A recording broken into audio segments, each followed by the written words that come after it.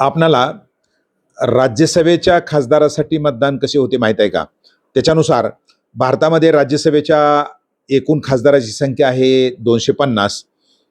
दर 2 वर्षानंतर त्यात ते ठराविक सदस्य निवृत्त होत असतात. त्यामुळं राज्यसभेचं मधून-अधून दर 2 वर्षानंतर इलेक्शन होत असतं, निवडणुका होत असतात.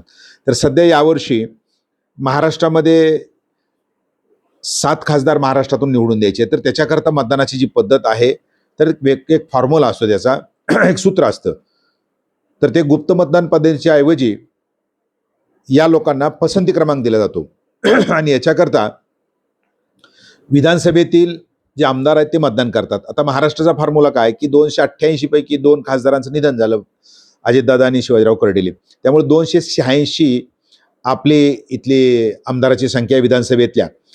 विधानसभेतल्या आमदाराची एकूण संख्या भागिले सध्या निवडून द्यायच्या राज्यसभेच्या खासदाराची संख्या, म्हणजे 286 भागिले निवडून द्यायची संख्या जी असेल 7 आहे, त्याला अधिक 1 करायचं, म्हणजेच 286ला 8ने भागायचं, तर ती येईल 35.75 आणि आलेल्या उत्तरामध्ये 1 मिसळायचं, त्यानुसार त्याचा कोटा ठरतो. म्हणजे 35.75 अधिक 1 म्हणजे 36.75, म्हणजे साधारणपणे एका उमेदवाराला पहिल्या पसंतीची 37 मतं पाहिजेत.